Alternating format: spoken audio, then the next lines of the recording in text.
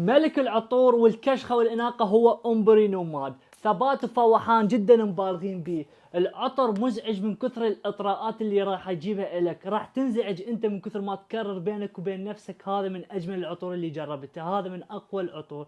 صدقني ثبات الثاني يوم تشمه على جسمك، فوحان 3-4 ساعات، بعد 4 ساعات تجيب لك إطراءات.